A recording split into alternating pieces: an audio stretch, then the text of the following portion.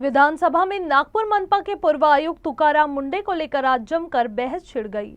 भाजपा विधायक कृष्णा खोपड़े और प्रवीण डटके ने मामले की जांच की मांग उठाई, जबकि मंत्री उदय सामंत ने चल रही जांच का हवाला देते हुए मुंडे को क्लीन चिट देने की बात कही।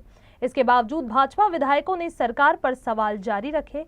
इस तीखी नोकझोंक के बीच कांग्रेस नेता विजय वडेट्टीवार ने भी तंज कसते हुए सरकार से निष्पक्ष जांच कर मामले का फैसला स्पष्ट करने की मांग की। नागपुर मनपा के पूर्व आयुक्त तुकाराम मुंडे को लेकर भाजपा विधायक आक्रामक है। शुक्रवार को ध्यान आकर्षण प्रस्ताव के दौरान मामले को उठाया।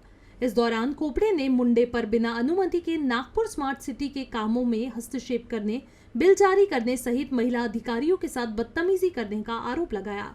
इस दौरान खोपड़े ने सरकार से आईएएस मुंडे को बर्खास्त करने और मुख्य सचिव की अध्यक्षता की अगुवाई में जांच करने की मांग की। 7 महिने ते नागपूर महानगरपालिकेमध्ये होते। स्मार्ट सिटीचे अधिकार नसताना त्यांनी दुरुपयोग केला। 7 महिन्याच्या महानगरपालिकेच्या कारभारामध्ये त्यांनी हस्तक्षेप केला। सरकारच्या ओव्हर रूल करून 17 कर्मचाऱ्याला त्यांनी काढलं। आणि म्हणून मंत्री महोदय माझी विनंती आपल्याला आहे का तुकाराम मुंडेने जे प्रकरण या ठिकाणी केलं त्यांना तातडीने आपण डिसमिस करावं। नंबर 2 या संपूर्ण प्रकरणाची चौकशी मुख्य सचिव आणि पोलीस महासंचालकाच्या वतीने करावी।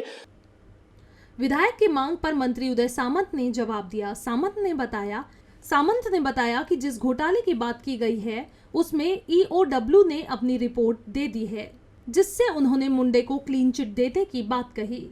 वहीं महिला अधिकारियों के साथ बदसलूकी पर सामंत ने कहा, जल्द ही रिपोर्ट मिलने वाली है और उसके आधार पर निर्णय लिया जाएगा।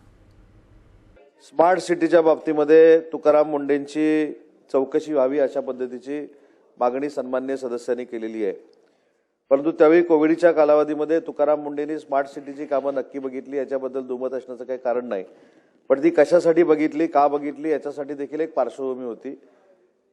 मुंबईचे बीएमसीचे आयुक्त हे स्मार्ट सिटीचं हे काम बघणार होते, परंतु कोविडच्या संपूर्ण त्या वातावरणामध्ये त्यांना सांगितलेलं होतं की या संदर्भामध्ये आपण आयुक्त म्हणून ही कामं बघावी।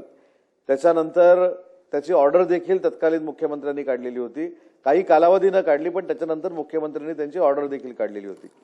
सन्माननीय सदस्यांनी 20 कोटी रुपयाच्या बिलाचा जो या ठिकाणी उल्लेख केला त्याच्या संदर्भामध्ये 2 इन्क्वायरी त्यांच्या चालू होत्या। त्याच्यातली एक इन्क्वायरी ही पोलिसांच्या मार्फत चालू होती आणि त्या अधिकाऱ्यांनी जी माहिती घेतली, अहवाल दिला, त्याच्यामधनं देखील त्यांना क्लीन चिट मिळालेली आहे। आणि दुसरी इन्क्वायरी त्यांची चालू होती ती ईओडब्ल्यू कडनं चालू होती, आर्थिक गुन्हे शाखेकडनं, आणि त्याचा अहवाल देखील माझ्याकडे आहे। त्या अहवालामध्ये त्यांनी 20/11/2025 ला स्पष्ट अहवाल शासनाला असा दिला आहे की स्मार्ट सिटी नागपूर यांची जी काही सीओ म्हणून नेमणूक केलेली होती त्याच्यामध्ये 16 कोटी की 18 कोटी रुपयाचं जे देयक काढलेलं होतं ते देखील योग्य प्रक्रिया राबवूनच काढलेलं होतं असं ईओडब्ल्यूचं म्हणणं आहे।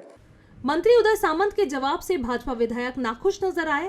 विधायक प्रवीण डटके ने वरिष्ठ अधिकारी प्रवीण परदेसी का पत्र सदन में दिखाते हुए दावा किया कि तुकाराम मुंडे ने बिना नियुक्ति के स्मार्ट सिटी के कामों में हस्तक्षेप किया।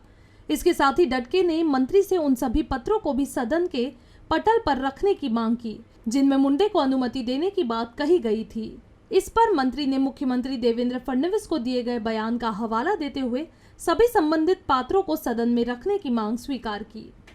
पोलीस विभाग आणि ईओडब्ल्यूने जर क्लीन चिट दिली आहे तर माझी मंत्री महोदयांना विनंती आहे की ती त्यांनी सभागृहाच्या पटलावर ठेवावी। एवढीच माझी आपण मंत्री महोदयांना सूचना करावी किंवा निर्देश द्यावे की ती त्यांनी पटलावर ठेवा। ईओडब्ल्यूचा रिपोर्ट आणि पोलिसांनी केलेली जी कमिटी होती त्याचा रिपोर्ट पटलावर ठेवला जाईल। मंत्री के जवाब से सदन में असहज की स्थिति बन गई। भाजपा विधायक लगातार सरकार से ठोस कार्रवाई की मांग करते रहे।